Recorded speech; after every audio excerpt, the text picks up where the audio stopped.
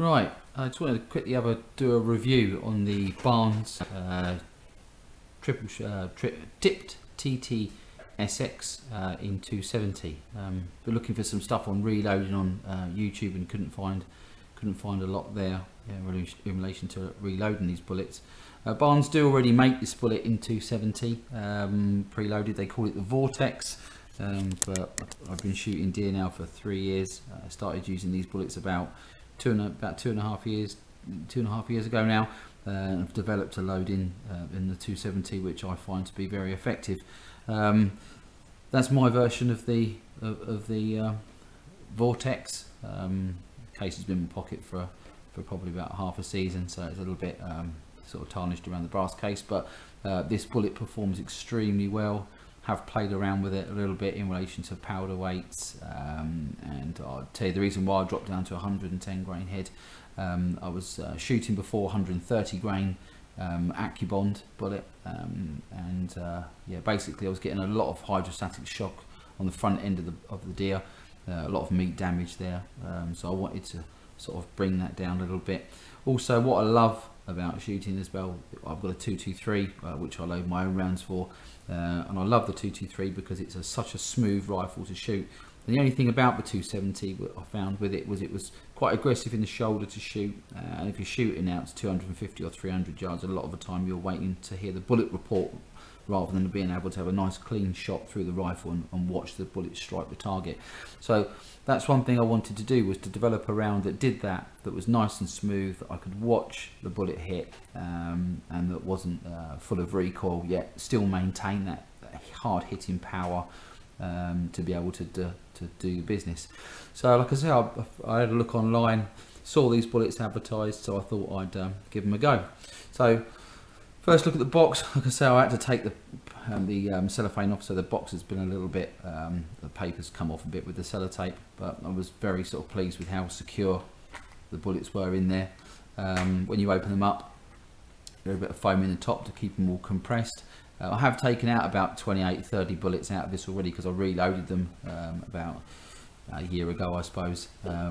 So like I say, when you open the box, they're all very nicely compacted in there. First look at the bullet. Like I say, they are an all copper bullet, 110 grain.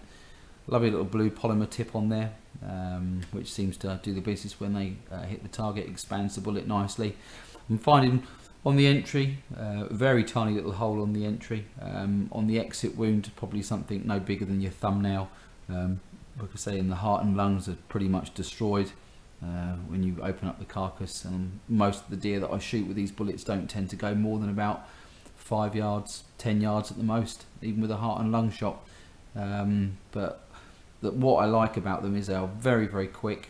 Like I say, I'll post a video tomorrow or the day after showing you the load that I've developed in the 270, which for me is a fantastic round, very, very accurate, 50 to 100 yards, no problems at all taking headshots. Anything over 100 yards I don't like to head shoot unless I'm actually off a bean bag. But yeah, most of the time at that range I'm quite happy to take the heart and lung, because you're not getting that damage, but you are still getting that huge amount of power and penetration. So first look at the bullet. Like I say, it is an all copper bullet with a tiny little polymer tip. Apparently these are retaining 99% of their weight after exiting the deer. The only thing you're losing is that little blue polymer tip, and from inspecting the carcass I believe that is to be true. Like I say, one thing I do tend to do when I take them out of the box is just quickly have a little check and just see how consistent the round have been made, whether I've got a dodgy batch or a good batch. But I tend to find with Barnes they're all pretty much within 5,000 of each other, very, very close to the mark. So like I say, I just do this just to check. I don't check them all, I just check the odd 3 or 4, but as you can say, 29.64 millimeters. Next one, have a look at that.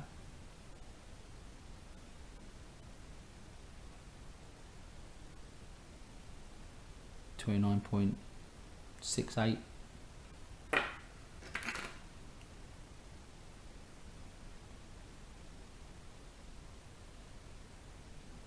29.6.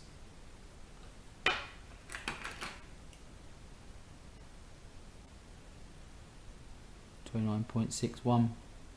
Like I say, all very, very, very close to each other in relation to their manufacture, which is quite good of a machine tooled bullet. In relation to when I load these up, I keep everything as to Barnes spec. It's Barnes spec in relation to overall cartridge length. Still running that cartridge the same length as the manufacturer says. Like I say, the only thing I've played around with a little bit is the powder. I use a Federal primer, Horn 80 case, Hobden H4381 shortcut powder, and like I say, 110 grain TTSX head.